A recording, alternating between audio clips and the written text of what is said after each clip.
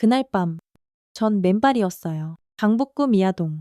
32평짜리 아파트 복도는 한겨울 추위에 꽁꽁 얼어붙어 있었죠. 입술은 다 터져 있었고, 손등엔 시커멓게 마른 핏자국이 선명했어요. 양말도 못 신은 채로 현관문 밖으로 쫓겨났죠. 당장 안 꺼져. 2년 앞 쾅문이 세차게 닫히는 소리가 들렸어요. 안에선 또 다른 욕설이랑 뭐가 깨지는지 와장창하는 소리가 났고요. 이웃들은 창문을 닫거나 애써 고개를 돌리더군요. 어휴, 저 집도 시작이네. 고아라더니 기댈 데 하나 없다더니만. 아이고, 불쌍해서 어째. 누군가는 얼른 자기 아이 손잡고 집으로 쏙 들어가 버리고 또 누군가는 아무 일 없다는 듯이 커튼을 휙 치더라고요. 제 이름은 박서아. 나이는 33이고요. 부모님 얼굴조차 기억 못하고 보육원에서 자랐어요. 어릴 땐 말을 못하는 실어증이 있었대요. 누가 때려도 다른 애들이 벙어리라고 놀려도 아무 말도 못했어요. 원장 선생님도 처음엔 제가 진짜 벙어리인 줄 아셨다더라고요. 근데 그게 아니었어요. 사는 내내 누구한테도 제대로 보호받아 본 적이 없어서 세상 모든 위협 앞에서 어떻게 해야 할지 몰라 그저 침묵했던 거예요. 아무리 두들겨 맞아도 도망가거나 어디 조용한 데 숨어서 혼자 훌쩍이는 게 전부였어요. 나 자신을 지키는 방법 같은 건 배운 적도 없었으니까요. 글쓰기만이 제 유일한 숨구멍이었어요. 누구에게도 털어놓지 못하는 감정들을 종이 위에 쏟아냈죠. 국문과에 가고 싶었지만 그건 정말 사치였어요. 보육원 나온 아이한텐 당장 먹고 사는 게 먼저였으니까요. 18배 상고를 졸업하고 작은 식품회사 격리로 취직했어요. 친구도 가족도 없었죠. 밥은 늘 혼자 먹었고 월급은 한 푼 두 푼 악착같이 모았어요. 사람을 믿는 대신 통장 잔고를 믿었죠. 사람을 믿지 못했기에 오직 돈만 모았어요. 격리일이 끝나면 저녁엔 학원에서 회계 보조 강사로 아르바이트를 했고요. 하루 4시간만 자면서 살았죠. 작은 원룸에 살 땐 수도세 아끼려고 양치컵에 받은 물로 세수까지 할 때도 있었어요. 통장에 돈이 차곡차곡 쌓일 때마다 옷 한 벌 제대로 안 사입고 친구들 만날 때도 거의 집에서 어쩌다 밖에서 만날 땐 할인 쿠폰을 꼭 썼답니다. 신용이 불확실하다면서 부동산에서 문전박 대당했을 때의 그 모멸감은 지금도 생생해요. 그래도 포기 안 했어요. 밤마다 미아동 근처를 서성이면서 언젠가는 저기 저 아파트에 내 집이 생길 거라고 이를 악물고 다짐했. 열이 펄펄 끓어 쓰러질 것 같아도 회사에 빠지지 않고 링거 맞으면서 일했어요. 친구들 결혼할 때 축의금 내느라 한동안 반찬 없이 맨밥만 먹었던 건 이젠 웃으며 말할 수 있는 추억이랍니다. 먼저 작은 빌라 반지하 20평짜리를 샀고 그걸 발판 삼아 정말 열심히 노력해서 마침내 33세 서울 강북 미아동에 32평짜리 아파트로 이사했어요. 10평도 안 되는 원룸에서 시작해서 내 집을 갖게 된 날. 처음으로 소리내서 엉엉 울었어요. 이런 날 축하해줄 가족이 있다면 얼마나 좋을까. 그런 생각에 회사에서 매일 보는 부모님 사랑 듬뿍 받고 자란 동료들이 너무 부러웠고 평생 가져보지 못할 걸 바라는 제 자신이 얼마나 서럽던지요. 그리고 그해 같은 회사 대리인 이태준 씨를 만났어요. 처음부터 뭔가 특별했죠. 회사에서 팀장이 제게 부당하게 대우했을 때였어요. 서류 실수는 제가 한 것도 아닌데 고아 출신이라 찍소리 못할 거라며 제게 뒤집어 씌웠거든요. 그때 태준 씨가 회의실에서 벌떡 일어나더니 당당하게 말했어요. 박서아 씨는 실수한 적 없습니다. 제가 봤습니다. 실수하신 건 김 과장님이고 지금 책임 회피하시는 겁니다. 그날 퇴근길 갑자기 소나기가 주룩주룩 쏟아졌어요. 우산도 없이 버스 정류장에 멍하니 서 있는데 누군가 제 머리 위로 우산을 씌워줬어요. 태준 씨였어요. 고아원에서 자랐다고 들었어요. 저도 어릴 때 아버지가 돌아가셔서 어머니 혼자 저 힘들게 키우셨거든요. 완전히 같을 순 없겠지만 그래도 조금은 서아 씨 마음 알 것 같아요. 처음으로 누군가가 저를 이해한다고 말해줬어요. 그때부터 서서히 마음의 문이 열렸죠. 2달 뒤 갑작스러운 맹장염으로 회사에서 쓰러졌어요. 119 구급차가 왔지만 보호자가 없어서 수술 동의서에 사인해줄 사람이 없었죠. 그때 태준 씨가 병원으로 한 걸음에 달려와서 사인을 해줬어요. 더 놀라운 건 다음날 아침 병실에 그 어머니께서 찾아오신 거였어요. 아들한테 전화 받았네? 고아라고 들었어. 처음엔 좀 놀랐지만 우리 아들이 좋다니 나도 좋아. 그런 걸로 편견 갖고 그러는 사람 아니니 걱정 말게. 혼자 아프다니 마음이 안 좋더구나. 엄마 손길이 얼마나 그리울까. 68배. 정말 친정엄마 같은 푸근한 미소의 검버섯이 살짝 핀 손으로 죽을 떠먹여 주셨어요. 사흘 동안 매일 병원에 오셔서 제 머리를 쓰다듬어 주시고 태준 씨 어린 시절 이야기도 도란도란 들려주시고 손수몸도 닦아주셨어요. 사인실 병실이었는데 다른 환자분들이 정말 친엄마인 줄 알았다면서 남자친구 엄마가 저렇게까지 잘해주는 걸 보니 복받았다며 부러워했어요. 퇴원하는 날 저도 모르게 눈물이 주르륵 흘렀어요. 우리 엄마도 이러셨을까요? 그 말에 어머님은 애써 눈물을 참으시며 저를 꼭 안아주셨죠. 이제 내가 네 엄마다. 걱정 마라. 아가. 태준 씨의 프로포즈는 제 생일날이었어요. 회사 사람들 다 있는 데서 요란하게 한 게 아니라 조용한 한강공원 벤치에서였. 작은 조약돌 하나를 내밀었는데 그 위에 박서와 평생 행복하자라고 적혀 있었어요. 서아야, 네가 혼자 힘들게 살아온 거 알아. 앞으론 내가 네 편이 되어줄게. 응. 망설여졌어요. 더 좋은 사람 만날 수 있는 사람인데 제가 괜히 욕심 부리는 것 같았거든요.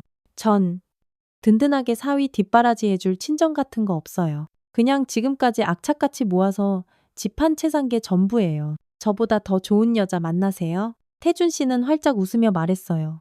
그래.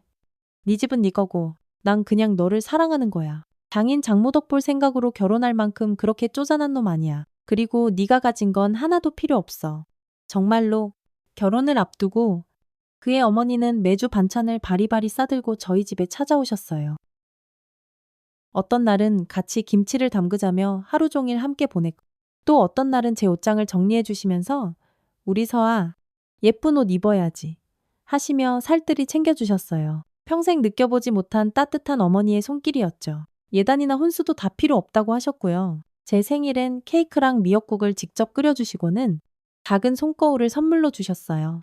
이거 우리 시어머니, 그러니까 네 할머니 될 분이 내게 주신 거다. 이제 네가 가져. 우리 집안 여자들이 대대로 물려받는 거란다. 정말 가족의 일원이 된 것 같았어요. 제가 아플 때마다 밤새 간호해주고 힘들 때마다 우리 딸 불러주던 그분들이 어떻게 그런 사람들이 이럴 수가 있었을까요? 제가 어떻게 감히 그분들을 의심할 수 있었겠어요? 처음으로 제게도 가족이라는 게 생겼다고 그렇게 굳게 믿었습니다. 결혼식은 조촐했지만 난생 처음 가족이라는 단어를 진짜 내 것으로 가질 수 있을 것 같았어요. 보육원의 다른 아이들처럼 시설에서 나와 평생 혼자 살다 외롭게 끝나는 그런 인생이 아닐 수도 있겠다고. 그렇게 희망을 품었죠. 그런데 신혼여행에서 돌아온 날부터 모든 게 달라졌어요. 네 집에서 신혼 살림 차리자. 태준 씨는 갑자기 회사를 그만두고 친구랑 AI 스타트업을 하겠다며 백수가 됐죠. 시어머니는 혼자 살기 외롭다며 살던 집을 낼름 정리하고 저희 집에 들어와 살기 시작했어요. 제 집에서 그렇게 세 사람이 살게 된 거예요. 아무 말도 없이 제 아파트에 멋대로 짐을 풀고 제가 차린 밥상에 떡하니 앉아서는 저더러 이제부터 며느리 노릇 톡톡히 해야 한다고 했죠. 집에서 정말 식모처럼 일했어요. 밥하고 청소하고 온갖 뒤치다꺼리를 다 했죠. 그러다 어느 날부터인가 세상에 남자가 기죽으면 안 되는 법이야. 결혼했으니 집은 당연히 우리 아들 이름으로 해야지. 어느 안전이라고 고아 계집 명의로 집을 놔도 시어머니의 검버섯 핀 손이 제 머리채를 확 움켜쥐었어요. 남편이란 작자는 아, 엄마 그만 좀 해요 라고 말리는 신용만 하다가 옆으로 슬쩍 돌아 누워 핸드폰만 만지작거렸어요. 아들이 기가 살아야 집안이 사는 법이다. 너 같은 건 우리가 거둬주지 않았으면 평생 고아원이나 전전했을 게 뻔한데. 어디서 가짜는 자존심을 부려 이런 끔찍한 말들이 결혼하고 1년쯤 지나면서부터 하루도 빠짐없이 계속됐습니다. 처음엔 너무 놀랐지만 꾹 참았어요. 내가 뭘 잘못했나. 내가 조금만 더 참으면 괜찮아지겠지. 그렇게 믿었죠. 하지만 시간이 갈수록 상황은 점점 더 나빠졌어요. 아이를 가졌을 때였어요. 입덧이 너무 심해서 회사를 잠시 쉬게 되자 시어머니의 구박은 정말 하늘을 찔렀죠. 애 가졌다고 아주 유세야 맨날 드러누워만 있고 네가 벌던 월급은 누가 벌어 그럴 거면 당장 우리 아들한테 집이라도 넘겨. 그날도 식탁에 앉아 밥을 먹고 있었어요. 남편이 말했죠. 아, 진짜. 명예 좀 넘겨주면 어디 덧나나. 내가 투자자들 만나려면 그래도 내 이름으로 된 자산이 좀 있어야 모양새가 살 거 아냐. 라면서 잔뜩 인상을 쓰고 고개를 절레절레 흔들었죠. 그러자 시어머니가 악을 쓰며 달려들어 제 머리채를 잡고 그대로 벽에 찧었어요. 인연이 아주 말귀를 못 알아들어 우리 아들 앞길 막을 셈이야. 그 충격으로 아이를 잃었어요. 병원 침대에 넋나간 사람처럼 누워있는데 남편이란 작자가 와서 하는 말이 가관이었죠. 좀 쉬다가 다시 회사 나가. 돈은 벌어야 집이라도 유지할 거 아냐. 그런데 몸이 도무지 회복되지 않았어요. 유산 후에 심한 우울증이 찾아왔고 밤마다 아이를 잃는 악몽에 시달렸죠. 시어머니는 정신 좀 차려 이러다 우리 아들 인생까지 망치겠어. 라며 매일같이 저를 들들 볶았어요. 회사에 나가도 일에 집중할 수가 없었죠. 실수가 잦아지자 팀장은 역시 고아 출신은 믿을 수가 없어라며 사람들 앞에서 대놓고 망신을 줬고 태준 씨는 더 이상 제 편이 되어주지 않았어요. 매일 울면서 출근했지만 결국 회사에서 자발적인 퇴사를 권고받았습니다. 사실상 해고나 다름없었죠. 남편은 네가 못났으니까 그런 거지. 뭘 그래? 라며 위로는커녕 비수만 꽂았어요. 그렇게 회사를 그만두고 집에만 있게 됐습니다. 그럴수록 시어머니와 남편의 폭력은 점점 더 심해졌어요. 머리채를 잡히고 발로 채이고 벽에 머리를 박는 일이 그냥 일상이 됐죠. 경찰에 신고하려고 해도 시어머니가 악착같이 핸드폰을 빼앗아 버리고 온몸에 든 멍이 가라앉을 때까지 집 밖으로 한 발짝도 못 나가게 감시했어요. 아무도 도와주지 않았어요. 이웃들은 다 알면서도 못 본 척했죠. 심지어 어렵게 신고해도 아이고 부부싸움에 저희가 어떻게 끼어들어요 라며 그냥 돌아가기 일쑤였어요. 유일한 위안은 바로 옆집에 사는 미혼모 송지수 씨였어요. 자폐증이 있는 6살 아들 하준이를 혼자 꿋꿋하게 키우는 정말 당찬 여자였죠. 어느 추운 겨울날 제가 맨발로 복도에 쫓겨나 덜덜 떨고 있을 때 지수 씨가 저를 발견하고는 따뜻한 수면 양말이랑 뜨끈한 녹차를 건네며 위로해줬던 적이 있었어요. 서아 씨도 혼자서 얼마든지 잘 살 수 있어요. 그 한마디가 제 가슴에 깊이 박혔어요. 그러던 어느 날 밤 시어머니와 아들이 술에 잔뜩 취해 들어왔어요. 명예 안 바꾸면 죽여버릴 줄 알아. 시퍼런 칼까지 들고 위협하더군요. 아, 정말 이대로 죽는구나 싶었어요. 간신히 기회를 엿보다가 현관으로 미친 듯이 도망쳤어요. 옆집 지수 씨네 집 초인종을 눌렀지만 아무도 없었어요. 야근하는 날이었나 봐요. 마지막 희망마저 사라졌다고 생각했을 때 거기 안서 이년아 등 뒤에서 시어머니의 날카로운 목소리가 들려왔어요. 온몸에 식은땀이 비오듯 흘렀습니다. 엘리베이터를 기다릴 시간조차 없었어요. 계단을 타고 맨발로 정신없이 뛰어내려갔죠. 한겨울 시멘트 바닥은 정말 얼음장 같았어요. 아파트 옆 희미하게 불빛이 새어나오는 곳을 향해 달렸어요. 24시간 동네 마트였죠. 숨이 턱끝까지 차오르는 그 순간 가슴이 와르르 무너져 내렸어요. 이 깊은 밤에 과연 누가 나를 도와줄까? 마트에 가서 누구에게라도 도움을 요청한들. 이 지옥 같은 상황에서 벗어날 수 있을까? 경찰을 불러도 맨날 가정 문제라며 그냥 돌아가던 그들이었는데 내 말을 믿어줄 사람이 세상에 어디 있겠어요?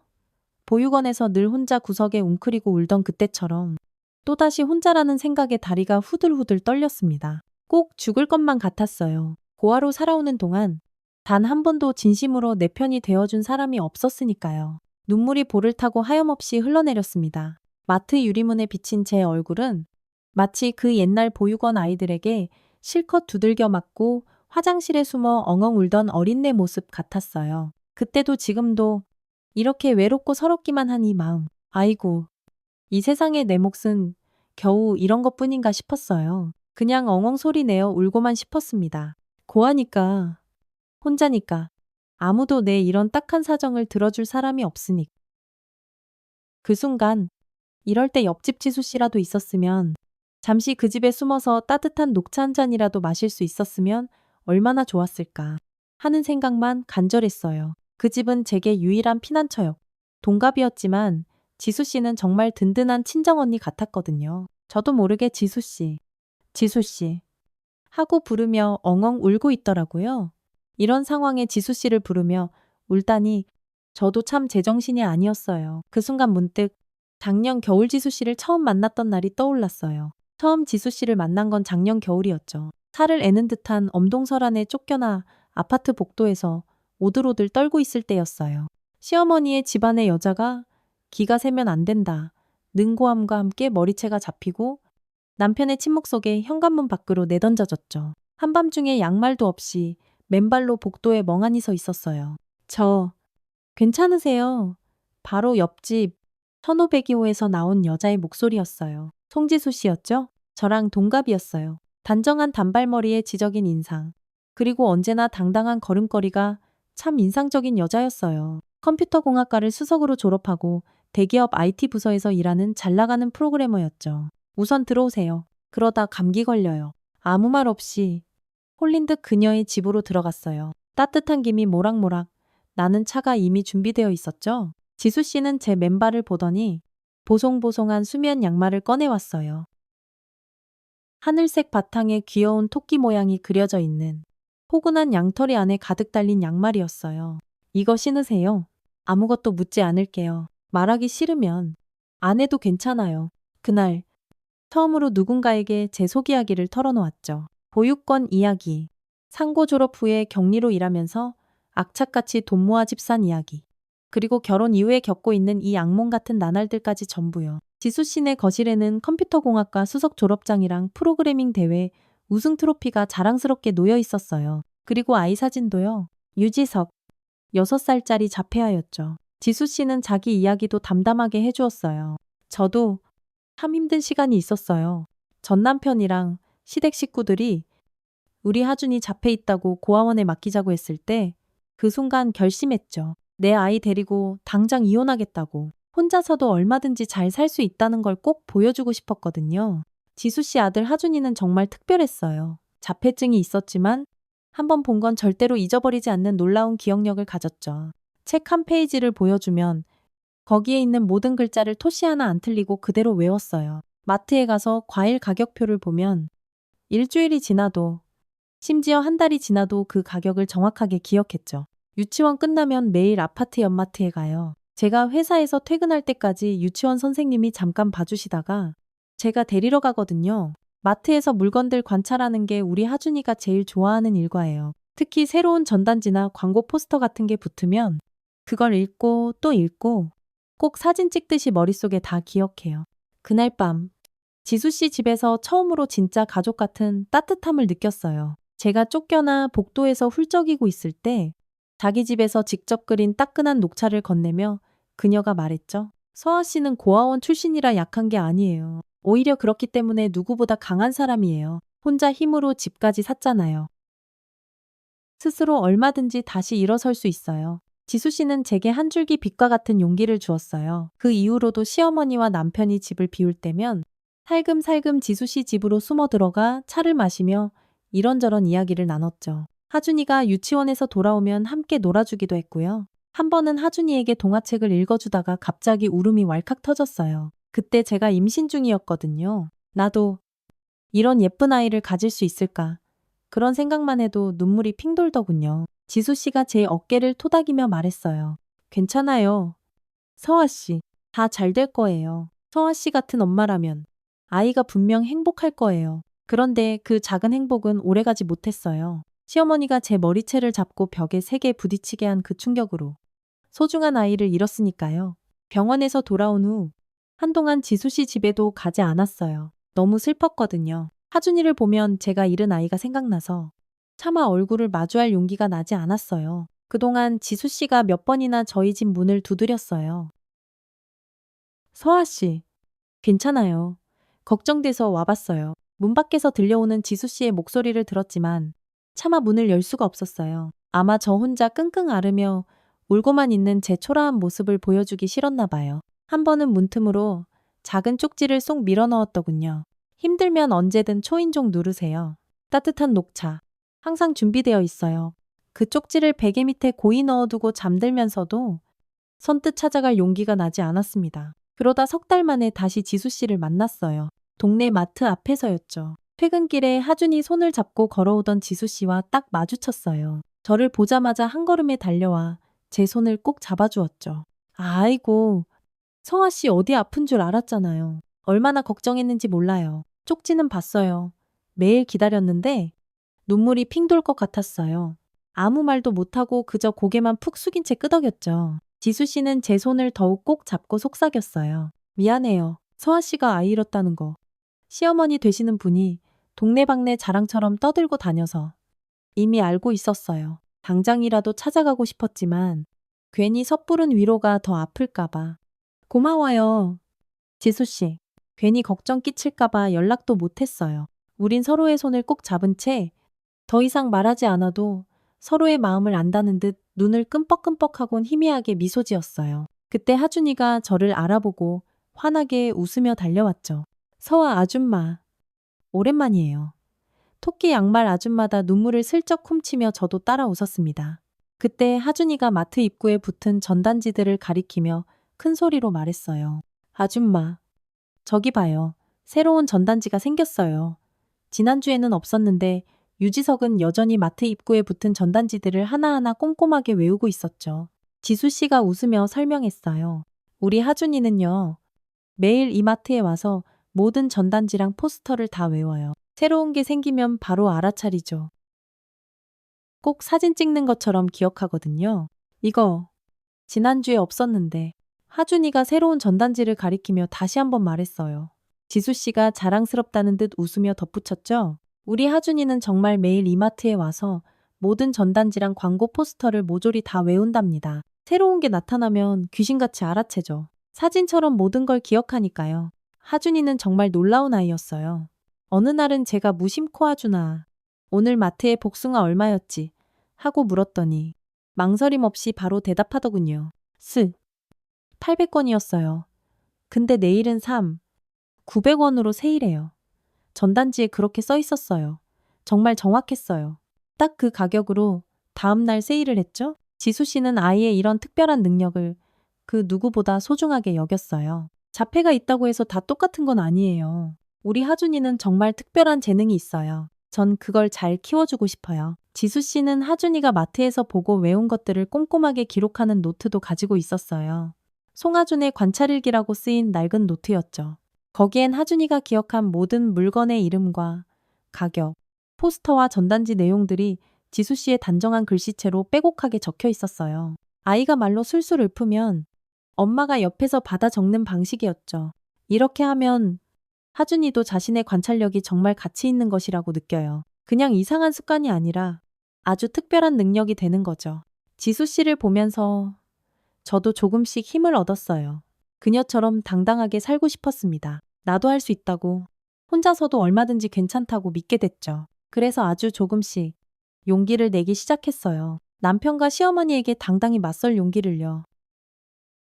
그러던 어느 날, 시어머니와 남편이 술에 잔뜩 취해 늦게 들어왔어요. 평소보다 훨씬 더 심하게 화가 나 있었죠. 제가 무서워서 방에 숨어 있는데 문을 쾅 박차고 들어왔습니다. 남편 손에는 시퍼런 부엌칼이 들려 있었어요. 명예 안 바꾸면 죽여버릴 줄 알아. 내일 당장 구청 가서 서류 쓸 준비해. 극심한 공포에 질려 현관으로 미친 듯이 도망쳤어요. 옆집 지수 씨네 집 초인종을 눌렀지만 아무도 없었습니다. 그날따라 야근이 늦어지는 날이었나 봐요. 계단을 통해 아파트를 정신없이 뛰쳐나왔어요. 마트. 그래. 그곳에 가면 사람이 있을 거라고 생각했습니다. 누구라도 좋으니. 제발 도와줄 사람이 있기를 간절히 바랐죠. 마트로 뛰어들어가는 동안 맨발에서는 축축하게 피가 배어나왔어요. 제 간절한 기도가 통했던 걸까요? 정말 눈앞에 거짓말처럼 지수 씨와 하준이가 서 있었어요. 늦은 밤 마트 마감 세일 구경하러 가자고 하준이가 또 졸랐던 모양이었어요. 숨을 헐떡이며 지수 씨를 발견하자마자 다급하게 외쳤죠. 지수 씨 살려주세요, 제발. 그때 하준이가 저를 손가락으로 가리키며 갑자기 큰 소리로 외쳤습니다. 엄마, 저기 봐, 전단지에 있는 사람이에요. 하준이의 또렷한 목소리가 마트 안을 쩌렁쩌렁 울렸습니다. 모든 사람들의 시선이 제게로 확 쏠렸어요. 환한 형광등 불빛 아래 맨발에 피를 흘리며 서 있는 여자. 그게 바로 저였죠. 지수 씨가 깜짝 놀라서 제게로 달려왔습니다. 서아 씨, 이게 어떻게 된 거예요? 이러고 어딜 가려고 그래요? 말이 채 끝나기도 전에 하준이가 마트 입구 쪽 게시판을 손가락으로 가리켰어요. 전단지 저 아줌마. 털모자 쓴 아기 옆에 있는 사람이랑 똑같아요. 저기 저 전단지요. 게시판 한쪽에 너덜너덜하게 붙어있는 종이 한 장. 저도 마트에 올 때마다 늘 봤던 게시판이었죠. 하지만 한 번도 자세히 들여다본 적 없었던 그 게시판에 그런 전단지가 붙어 있었던 거예요. 하준이가 총총 달려가 손가락으로 정확히 짚었어요. 실종자를 찾습니다. 전단지를 자세히 살펴보니 작은 글씨로 이런 내용이 빼곡하게 적혀 있었어요. 여아, 당시 생후 3개월, 보육원에 맡겨짐, 현재 나이 33세, AI 기술로 복원한 추정 성인 모습. 전단지에는 2장의 사진이 나란히 붙어 있었어요. 왼쪽에는 연한 분홍색 털모자를 쓴 갓난아기 사진, 오른쪽에는 AI로 복원했다는 성인 여성의 모습. 그 추정 사진이 마치 거울을 보는 것처럼 저와 너무나도 똑같이 닮아 있었습니다. 콧날 모양, 눈매, 심지어 왼쪽 볼에 있는 작은 점까지도요. 요즘 복원 기술이 정말 놀랍도록 발전했구나 싶었지만 그보다 더 놀라운 건 그 얼굴이 바로 제 얼굴이라는 사실이었어요. 전단지 하단에는 이 여성을 아시는 분은 꼭 연락 바랍니다. 태산테크 대표이사 강태환이라고 적혀 있었고 그 아래에는 커다란 글씨로 전화번호가 인쇄되어 있었습니다. 태산테크라니 TV 뉴스에서도 자주 보던 우리나라 굴지의 IT 대기업이었어요. 머리가 어질어질했습니다. 이게 대체 무슨... 바로 그때였어요. 마트 문이 다시 거칠게 열렸습니다. 시어머니와 남편이 씩씩거리며 들어오고 있었어요. 눈이 정면으로 마주쳤습니다. 시어머니의 눈에서 불꽃이 튀었어요. 저기 있네? 전연잡아. 남편이 제게 달려들었습니다. 지수 씨가 재빨리 제 앞을 막아섰어요. 마트 직원들도 무슨 일인지 몰라 어리둥절하며 저희 주위로 모여들었죠. 시어머니가 고래고래 소리쳤습니다. 저 여자는 우리 며느리예요. 정신이 좀 이상해서 약을 먹어야 하는데 글쎄 도망쳤지 뭐예요. 남편도 능글맞게 거들었어요. 아이고, 죄송합니다. 제 아내인데 정신질환이 좀 있어서요. 제가 잘 데리고 가겠습니다. 순간 지수 씨가 제 팔을 꽉 잡았습니다. 그녀의 목소리는 차분했지만 그 누구보다 단호했어요. 잠깐만요. 경찰이 오기 전까지는 아무도 이분을 함부로 데려갈 수 없습니다. 시어머니가 길길이 날뛰었어요. 네가 뭔데 지금 참견이야. 고아원 출신이라. 원래 정신이 좀 불안정해서 그래. 우리가 걷어준 은혜도 모르고 지수 씨는 이미 어디론가 전화를 걸고 있었어요. 그런데 112가 아니었어요. 바로 그 전단지에 적힌 번호였죠. 여보세요. 실종자 찾는다는 전단지 보고 전화드립니다. 네. 여기 그 사람이 있어요. 네네. 지금 약간 응급 상황입니다. 최대한 빨리 와주셨으면 합니다. 마트 매니저가 구급상자를 들고 달려왔고 어떤 마음씨 좋은 아주머니는 깨끗한 수건으로 제 발을 감싸주었습니다. 시어머니와 남편은 온갖 욕설을 퍼부으며 저를 끌고 가려 했지만 이미 건장한 마트 직원들이 출구를 막고 버티고 서 있었어요. 전단지에 있는 사람이 정말 맞지? 엄마 하준이가 호기심 가득한 눈으로 물었습니다. 지수 씨가 아이의 머리를 부드럽게 쓰다듬으며 말했어요.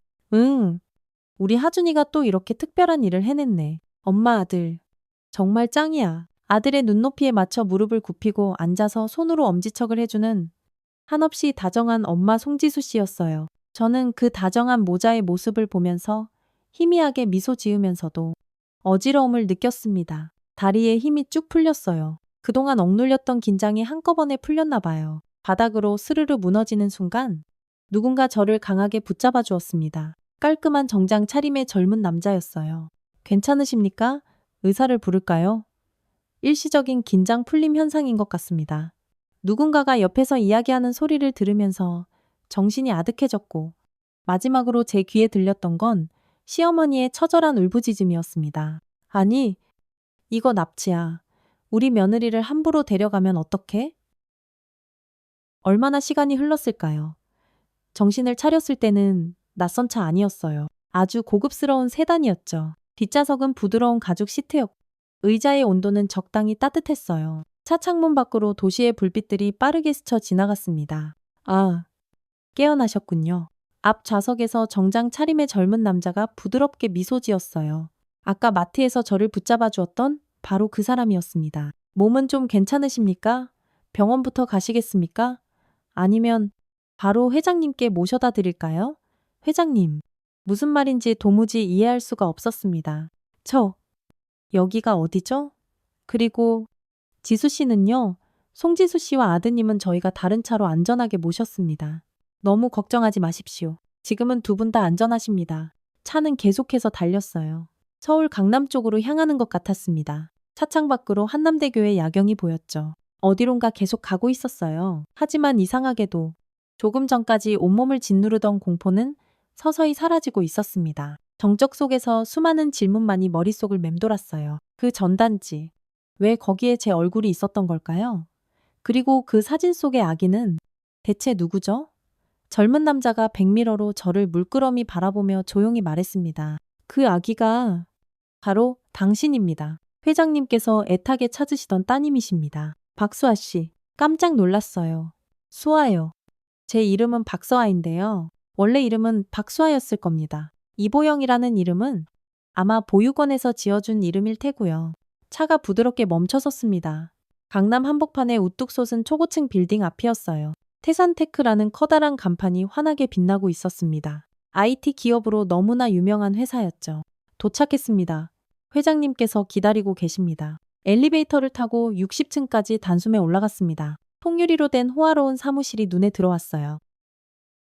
대기실에서 젊은 비서가 회장에게 조용히 보고하는 소리가 들렸습니다. 회장님, 박수아 씨일지도 모르는 분을 찾았습니다. 마트 CCTV 영상도 확보했습니다. 그 안에는 한 남자가 초조한 모습으로 서 있었죠. 강태환 회장은 떨리는 손으로 안경을 고쳤었어요. 예순이 넘어 보이는 백발이 성성한 머리에 깊은 주름이 패어 있었지만 어딘지 모르게 위험 있는 모습이었습니다. 그는 애써 차분함을 유지하려는 듯 보였어요. 김 비서, 너무 성급하게 기대하지 말게. 지난 수십 번 동안 오보가 얼마나 많았나. 비서가 다시 한번 회장님을 향해 주의를 주고는 조용히 나갔습니다. 회장님이 저를 바라봤습니다. 한 발 뒤로 살짝 물러서더니 애써 눈물을 참는 것 같았어요. 회장님이 아주 천천히 제게 다가왔어요. 그의 눈에는 이미 눈물이 그렁그렁 고여 있었습니다.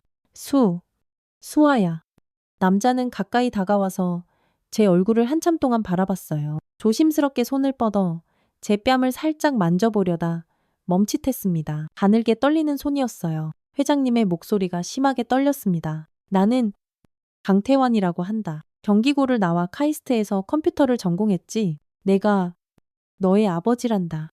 정말 내 엄마를 너무나 많이 닮았구나. 머릿속이 하얘졌습니다. 아버지라고요. 평생 고아로 살아온 제게 어떻게 아버지가 도저히 이해할 수가 없었어요. 아버지라고요? 이게 도대체 무슨 말씀이세요? 왜 이제 와서 저를 찾으신 거예요? 벌써 30년도 더 지났는데. 강태환 회장은 커다란 테이블 옆 의자에 주저앉으며 깊은 한숨을 내쉬었습니다. 혹시 이 사진 속 사람을 사진으로라도 본 적이 있겠니? 그가 벽에 걸린 커다란 액자를 가리켰습니다. 청순한 아름다움을 간직한 20대 젊은 여성이었어요. 잘 모르겠어요. 누구신가요? 옷만 다르지. 제 사진이라고 해도 믿을 만큼 닮았네요. 이수정. 내 어머니일지도 모르는 사람이다. 눈앞이 흐려졌습니다. 어머니라는 단어가 너무나 낯설게 들렸어요. 강태환 회장이 다시 물었습니다. 혹시 보육원에 들어올 때 함께 가지고 있던 물건이 있었니? 아주 특별한 물건 같은 거 말이다. 털모자요. 제 입에서 저도 모르게 그 말이 튀어나왔습니다. 원장님이 제게 유일하게 남겨진 물건이라고 항상 그렇게 말씀하셨어요. 아주 연한 분홍색. 강태환 회장의 눈에서 기어이 눈물이 주르륵 흘러내렸습니다. 그는 천천히 서랍에서 작은 나무 상자를 꺼냈어요. 조심스럽게 열자. 그 안에는 낡고 빛바랜 털모자가 고이 놓여 있었습니다. 작고 연한 분홍색. 제가 기억하는, 그리고 제가 아직도 간직하고 있는 바로 그 털모자였어요. 작년까지 나는 네가 이 세상에 있는 줄조차 몰랐단다. 그의 목소리가 가늘게 떨렸습니다. 내 어머니, 그러니까 네 할머니가 돌아가시기 직전, 임종하시기 바로 전에야 모든 사실을 알게 됐어. 회장은 털모자를 조심스럽게 들어보였습니다. 이건 쌍둥이 모자였어. 내 어머니가 같은 털실로 똑같이 두 개를 떴다고 하더구나. 하나는 너와 함께 보육원에 남겨졌고 다른 하나는, 그의 목소리가 다시 한번 심하게 떨렸습니다. 다른 하나는 내 친모가 우리 어머니를 찾아와서 아기를 맡겼을 때 우리 어머니는 내 장래를 망칠까봐 너를 버리기로 결심했던 게야. 우리 어머니는 널 보육원 입구에 버리고 오면서 자기도 모르게 베넷 저고리에 있던 내 아기 때 사진과 이모자 하나를 손에 쥐고 와버렸다고 했어. 회장의 눈에서 굵은 눈물방울이 뚝뚝 떨어졌습니다. 그는 더 이상 말을 잇지 못했어요. 그럼 제 어머니는 저를 버리신 게 아니었군요. 아니다, 절대 그런 게 아니었어. 자세한 이야기는 내가 차분히 다 들려주마. 우리에겐 이제 시간이 아주 많으니. 모니터에 마트 CCTV 화면이 나타났습니다. 제가 맨발로 다급하게 도망치는 모습. 그리고 하준이가 손가락으로 전단지를 가리키는 바로 그 장면이었어요. DNA 검사를 통해 확실히 해봐야겠지만 그가 조심스럽게 말했습니다.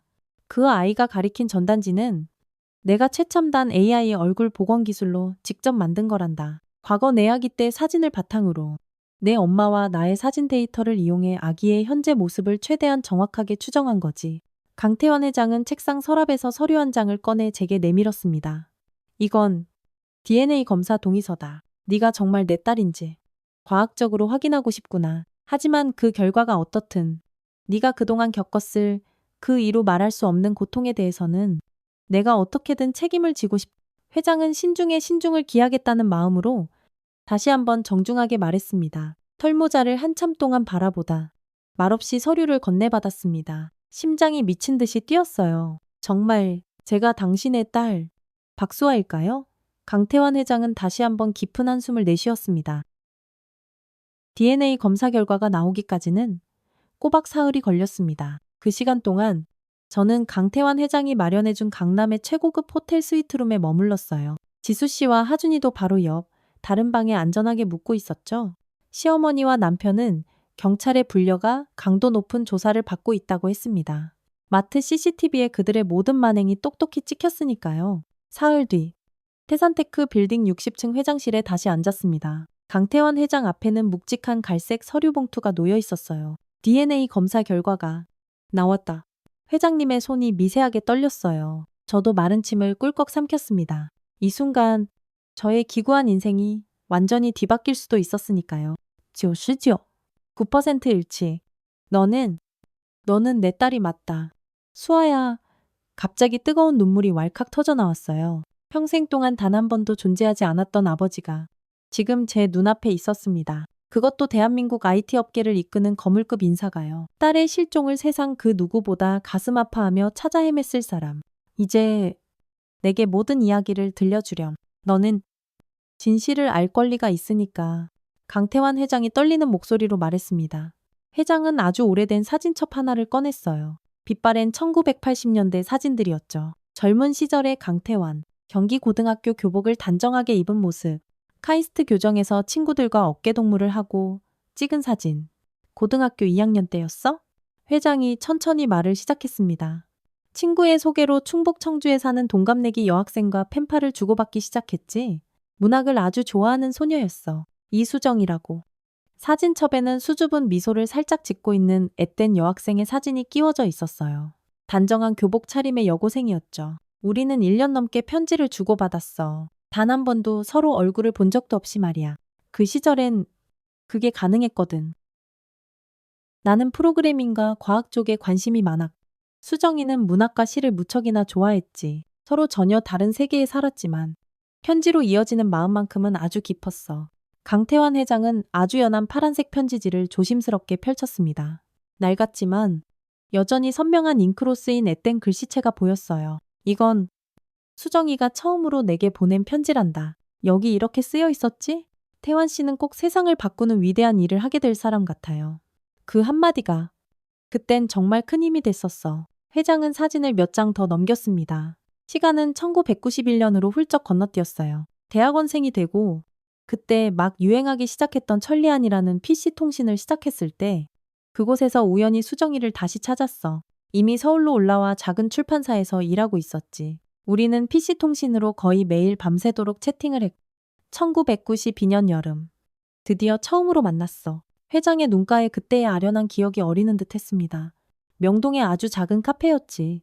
창밖엔 여름비가 보슬보슬 내리고 있었고 수정이는 정말 눈부시게 아름다웠어. 몹시 수줍어했지만 그 눈빛만은 누구보다 강했지. 우리는 그날 하루를 꿈처럼 함께 보냈고 그리고 네가 생겼단다. 회장은 말을 살짝 더듬었습니다. 얼굴이 미세하게 붉어졌어요. 그 뒤로 갑자기 연락이 끊겼어. 내가 갑자기 군대에 가게 됐거든? 수정이에게 수없이 편지를 보냈지만 단 한 통의 답장도 오지 않았어. 전화번호도 몰라. PC통신으로도 더 이상 채팅방에 들어오질 않았지.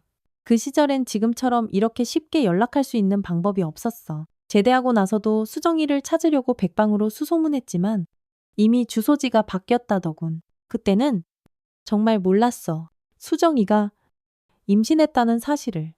회장의 목소리가 격하게 떨렸습니다. 눈가에 뜨거운 눈물이 맺혔어요. 그 사이 내 어머니는 모든 걸 알고 있었던 거야. 수정이가 찾아왔었대. 내가 군대에 가 있는 사이에. 만삭의 몸으로 말이지. 하지만 어머니는 내 앞길을 걱정했. 내가 제대하고 바로 미국으로 유학을 갈 예정이었거든? 하나뿐인 아들 인생 망치게 할 수 없다면서.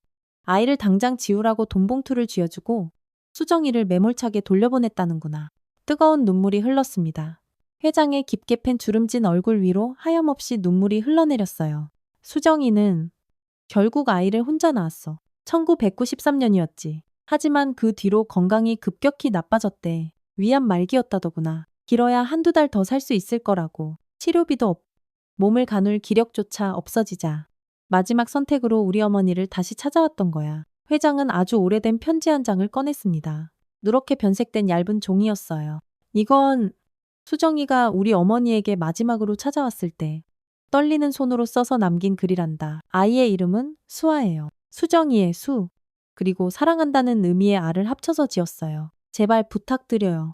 이 아이만이라도 제발 살게 해주세요. 가슴이 미어지는 듯 했습니다. 저의 이름이 그렇게 애틋하게 지어졌다니. 수정이는 아이를 우리 어머니에게 맡겼어. 태어나서 얼마 안 돼. 찍은 사진 한 장과 손수 뜬 털모자 2개와 함께 말이지. 하지만 어머니는 나에게는 단 한마디 상의도 없이 오직 아들 앞날만 생각했던 그런 이기적인 어른이었지. 내 엄마가 간절히 맡긴 아이를 결국 보육원 앞에 그렇게 두고 왔다고 하더구나. 회장은 깊은 한숨을 토해냈습니다. 어머니는 그 끔찍한 비밀을 30년 넘게 혼자 가슴에 품고 살았어. 나는 내게 아이가 있는지도 몰랐고 수정이가 어떻게 됐는지도 전혀 몰랐지. 내 인생은 그저 앞만 보고 정신없이 달리기만 했으니까. 실리콘밸리에서 AI 기술을 연구하고 회사를 세우고 그렇게 성공 가도를 달렸지. 하지만 결국 결혼도 실패했고 자식도 없이 혼자였어. 회장은 마지막 사진 한 장을 보여주었습니다. 병상에 앙상하게 누워있는 노인의 모습이었어요. 작년에 어머니가 말기암으로 병원에 입원했어. 임종을 바로 앞두고 어머니는 마침내 모든 진실을 내게 털어놓았지. 사실 너에게 딸이 이수정의 아이다. 내가 보육원에 맡겼다. 처음엔 도저히 믿을 수가 없었어.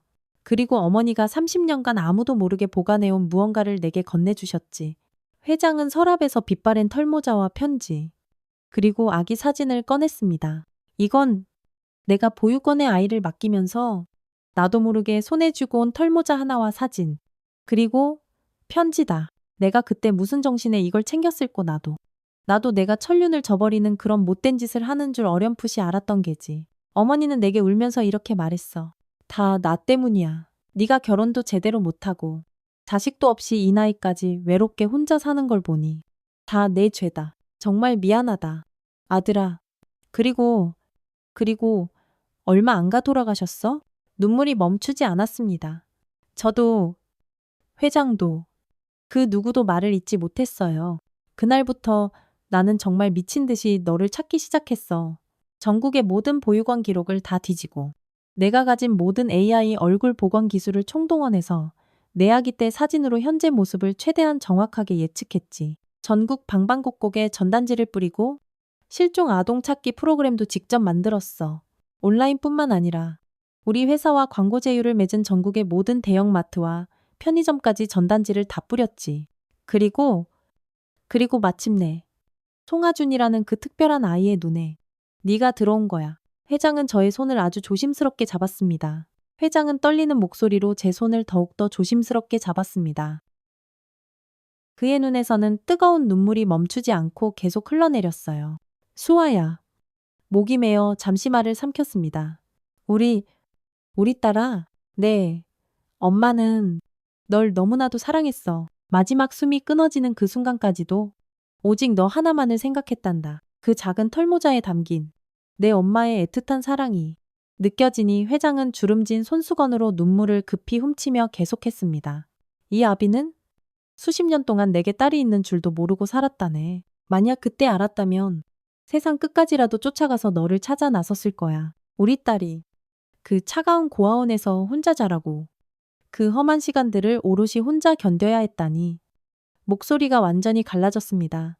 그러더니 회장은 두 손으로 얼굴을 감싸 쥐었어요. 널 버린 게 아니란다. 절대로. 내 엄마는 널 살리기 위해 자기 목숨을 버렸고 이 못난 아비는 그 사실을 까맣게 몰랐을 뿐이야. 이제라도 이 아비를 아비로 인정해 주겠니? 이 못난 아비를 용서해 줄 수 있겠니? 저는 아버지의 떨리는 손을 꼭 잡았습니다. 하염없이 흐르는 눈물 너머로 희미한 미소가 번졌어요. 네, 아버지.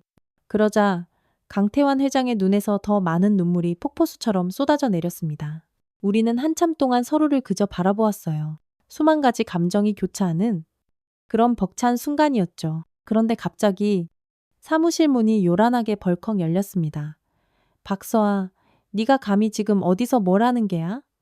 문간에 시어머니와 남편이 씩씩거리며 서 있었어요. 악몽 같았던 그 얼굴들이 지금 이 현실에 나타나다니 온몸이 사시나무 떨리듯 떨렸죠. 시어머니의 검버섯 낀 손이 제 손목을 확 낚아채려고 뻗어왔습니다. 이게 다 무슨 해괴한 짓이야. 남의 멀쩡한 며느리를 데려다가 이런 허무맹랑한 거짓말을 해 우리 젠씨에 데려가면 어쩔 셈이냐고 남편 이태준도 뻔뻔하게 거들었어요. 서아야, 이게 다 무슨 소리야? 대체? 어서 집에 가자. 이 사람들 말. 절대 들으면 안 돼. 도저히 믿을 수가 없었습니다. 칼로 저를 협박하고 맨발로 도망치게 만들었던 바로 그 인간들이 제가 아버지를 처음 만난 이 기적 같은 순간에 나타나다니요. 대체 어떻게 알고 여기까지 찾아온 걸까요? 하지만 강태환 회장은 놀랄 만큼 침착했어요. 책상 위 버튼 하나를 가볍게 눌렀더니 건장한 경호원 2명이 순식간에 들어왔습니다. 이분들을 저쪽 회의실로 정중히 안내해드리게 내 딸에게 그동안 했던 모든 행동들에 대해 소상히 설명할 아주 좋은 기회를 드려야 하지 않겠나? 시어머니가 악을 쓰며 소리쳤습니다. 뭐 딸 지금 무슨 해괴망측한 소리야. 이 여자는 우리 며느리고 저기 저 보육원 출신 고아야 정신이 온전치 못한 애라고 강태환 회장은 조금도 흔들리지 않았어요. 경호원들, 이분들 잘 모시고 가게 최대한 부드럽게요. 시어머니와 남편이 경호원들에게 끌려 회의실로 질질 끌려가는 동안 아버지는 제게 나지막이 말했습니다. 얘야, 네가 겪었던 모든 일들을 이제 이 아비에게 전부 다 말해줄 수 있겠니? 이제 아무도 그 누구도 널 함부로 해치지 못할 게다. 저는 흐르는 눈물을 애써 닦으며 그동안 겪었던 모든 이야기들을 하나도 빠짐없이 털어놓았어요. 보육원에서의 실어증, 상고 졸업 후 10년 넘게 밤낮 없이 야근하며 악착같이 모은 돈으로 어렵게 산 32평짜리 아파트, 그리고 결혼 후 시작된 그 지옥 같았던 악몽의 나날들, 소중한 아이를 잃었던 가슴 아픈 일, 그리고 송지수 씨와의 운명적인 만남, 맨발로 처절하게 도망쳤던 그날 밤의 일까지. 모든 것을요. 아버지의 얼굴이 점점 싸늘하게 굳어졌습니다. 제 이야기가 모두 끝나자 그는 아주 천천히 자리에서 일어섰어요. 나와 함께 가자꾸나. 회의실로 향하는 짧은 복도를 걷는 동안 아버지가 제게 작은 목소리로 속삭였어요. 너무 걱정하지 마라. 내 딸아, 이 아비가 전부 다 말끔히 해결할게. 회의실 문을 열자 시어머니와 남편이 불안한 표정으로 앉아 있었습니다. 방 안의 대형 TV 화면에는 마트 CCTV 영상이 계속해서 재생되고 있었어요. 제가 맨발로 피를 흘리며 공포에 질려 도망치는 바로 그 모습이었습니다. 이게 대체 어찌된 일인지 설명해 주시겠습니까? 아버지가 싸늘하게 물었어요. 시어머니가 황급히 변명하기 시작했습니다. 아이고, 회장님 원래 부부싸움은 칼로물 100이라고들 하지 않습니까? 저희도 좀 너그럽게 이해해 주세요. 사실은 우리 서아가 정신이 좀 불안정해서 아버지는 잠시 아무 말 없이 그들을 차갑게 바라보았습니다. 그러더니 갑자기 믿을 수 없게도 활짝 웃으며 말했어요. 아, 그러셨군요. 제 딸이 그동안 참 많이 힘들었을 텐데 그래도 두 분께서 물심양면으로 잘 돌봐주셨다니 정말 감사합니다. 시어머니와 남편은 잠시 어리둥절한 표정을 짓더니 이내 안도의 미소를 지었어요. 역시 대기업 회장님은 뭔가 달라도 다르시네요. 이렇게 이해심이 넓으실 줄이야. 시어머니가 아첨하듯 빠르게 말했습니다. 아버지는 테이블 위에 최고급 명함 한 장을 쓱 올려놓았어요. 두 분의 그 헌신에 제가 반드시 크게 보답하고 싶습니다. 일주일 후에 다시 만나서 적절한 보상에 대해 구체적으로 논의했으면 하는데 어떠신가요? 남편의 눈이 탐욕으로 번쩍였습니다. 물론입니다. 회장님 정말 감사합니다.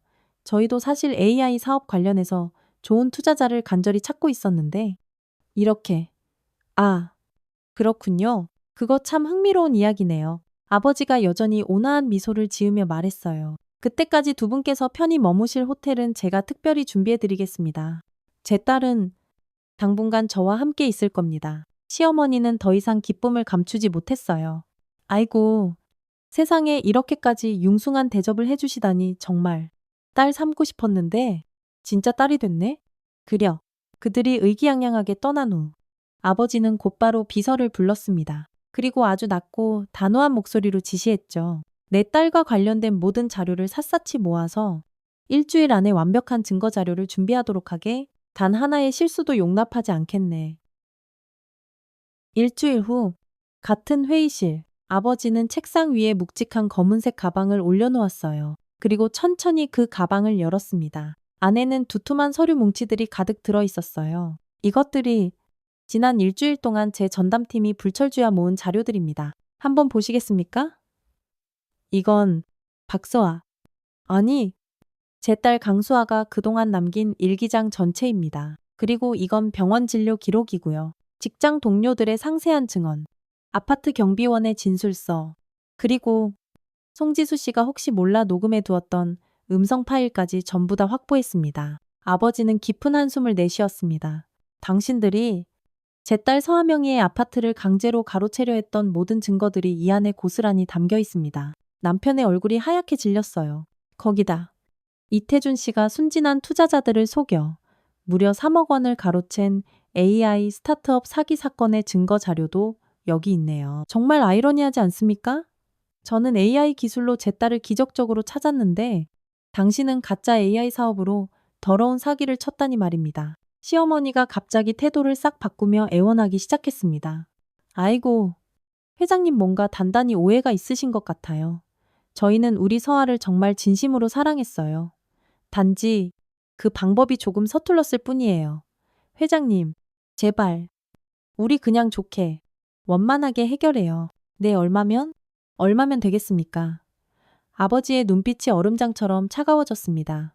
정확히 30분 후에 이곳에서 기자회견이 열릴 예정입니다. 태산테크 강태환 회장이 33년 만에 잃어버렸던 친딸을 극적으로 찾았다는 내용이지요. 그리고 아버지는 자신의 휴대폰 화면을 그들에게 보여주었습니다. 화면에는 SNS 실시간 라이브 방송이 막 준비 중이었어요. 방금 전까지 우리가 나눴던 이 모든 대화도 전부 다 녹화되고 있었습니다. 이 기사는 내일 아침 대한민국 모든 뉴스의 헤드라인을 장식하게 될 겁니다. 남편이 자리에서 벌떡 일어났어요. 회장님 이런 식으로 하시면 절대 안 됩니다. 우리도 할 말이. 아버지가 지극히 담담한 목소리로 말했습니다. 당신들은 이미 충분히 많은 말을 했어요. 이제는 내 딸이 말할 차례입니다. 바로 그때 회의실 문이 열리고 지수 씨와 아들 하준이가 당당하게 들어왔습니다. 송지수 씨는 노트북을 손에 들고 있었어요. 회장님, 모든 증거 정리. 방금 다 끝났습니다. 지수 씨는 제게 살짝 윙크하며 속삭였습니다. 서아야, 이제 정말 괜찮아. 내가 혹시 몰라서 우리 집 현관 앞에 우리 집 보안용으로 CCTV 카메라를 설치해 놨었거든. 거기에 이 사람들 만행이 고스란히 다 찍힌 동영상이 있더라. 이 사람들 이제 빼도 박도 못하게 딱 걸렸어. 어린 하준이가 시어머니를 손가락으로 정확히 가리키며 또렷하게 말했습니다. 저 할머니가 서아 아줌마 머리채 잡고 벽에 쾅 박았어요. 지난달 화요일 저녁 7시 23분이었어요. 저희 집 벽에서 그때 이상한 소리가 다 들렸거든요. 시어머니의 얼굴이 종이장처럼 하얗게 변했습니다. 하준이의 그 특별한 기억력을 누구보다 잘 아는 송지수 씨가 힘주어 말했어요. 우리 하준이는요. 날짜, 시간, 소리, 심지어 말투까지 모조리 다 기억해요. 그동안 제가 꼼꼼히 기록해둔 노트가 있으니 법정에서도 충분히 증거로 인정받을 수 있는 아주 특별한 능력이죠. 아버지가 나지막하지만 단호하게 말했습니다. 이태준 씨, 그리고 아주머니, 이제 두 분 앞에는 두 가지 선택지만이 남아 있습니다. 첫째, 지금이라도 모든 죄를 인정하고 공개적으로 사과한 뒤 법의 엄정한 심판을 받는 것. 둘째, 끝까지 사과조차 거부한다면 상상 이상의 더 큰 망신과 가혹한 처벌을 받는 것. 어느 쪽을 선택하시겠습니까? 시어머니가 갑자기 바닥에 털썩 무릎을 꿇었습니다. 잘못했습니다. 회장님, 다 제 잘못입니다. 제발 용서해 주세요. 아, 아들아, 너도 어서 무릎 꿇어 이러다 우리 둘 다 정말 큰일 나 감옥 가게 생겼다고. 남편도 어쩔 수 없이 마지못해 무릎을 꿇었지만 그의 두 눈에는 회한 대신 분노와 악의만이 가득했어요. 다음 날, 대한민국의 모든 뉴스와 SNS는 태산테크 강태환 회장, 33년 만에 잃어버린 친딸과 극적 상봉 소식으로 발칵 뒤집혔습니다. 그리고 그 바로 옆에는 시댁폭력에 맨발로 도망친 고아 며느리, 알고 보니 IT 재벌 외동딸이라는 자극적인 제목의 기사가 나란히 실렸죠. 서울 서초동 법원 앞, 시어머니와 남편이 경찰에게 양팔을 붙들린 채 초췌한 모습으로 걸어 들어가는 장면이 전국의 TV 채널을 통해 생중계되었습니다. 기자들이 벌떼처럼 몰려들어 질문을 쏟아부었어요. 시어머니 윤영숙 씨 며느리가 재벌 딸인 줄 미리 알았다면 그렇게까지 잔인하게 학대했을 겁니까? 이태준 씨 아내 이름으로 된 집을 악착같이 빼앗으려던 진짜 이유가 뭡니까? 사기 혐의까지 합쳐서 총 몇 년형을 구형받을 것 같습니까? 결국 판사는 시어머니에게 징역 3년, 남편에게는 징역 10년을 선고했습니다. 가정폭력, 사기, 협박, 강요, 공갈 등 온갖 흉악한 혐의가 모두 인정된 거예요. 법원 밖에서 아버지가 저의 손을 그 어느 때보다 따뜻하게 꼭 잡았어요. 정말 잘했다. 우리 수아야. 이제 정말 다 끝났다. 저는 아버지를 가만히 바라보며 힘주어 말했습니다. 아니요, 아버지.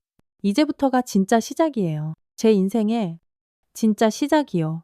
그날 밤, 지수 씨와 하준이를 저희 집으로 초대해 다 함께 맛있는 저녁을 먹었습니다. 하준이는 여전히 그 낡은 전단지를 소중하게 들여다보며 말했어요.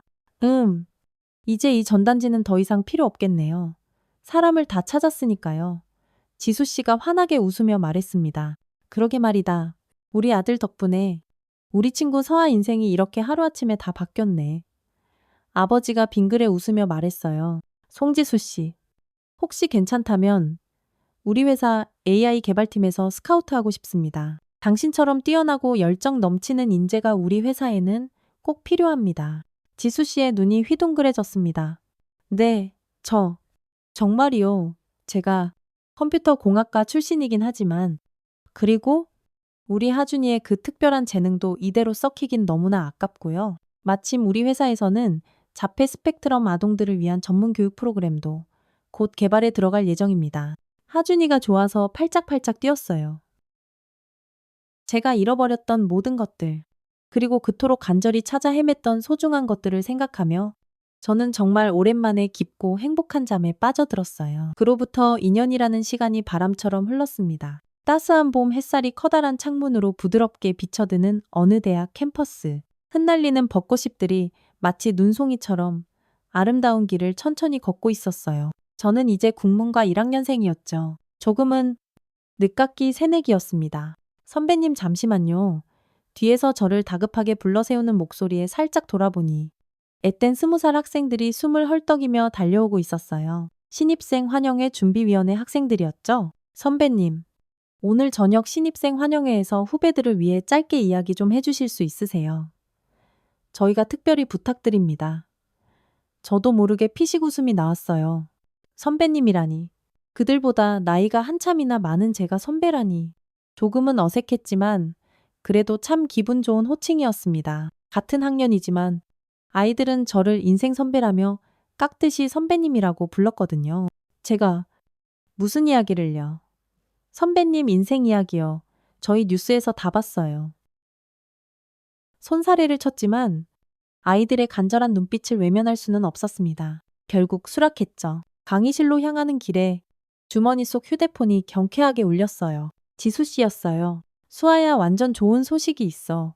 우리 하준이가 이번에 특별 영재 프로그램에 덜컥 합격했지 뭐야. 아무래도 이건 너희 아버님 덕분이 좀 큰 것 같. 그치?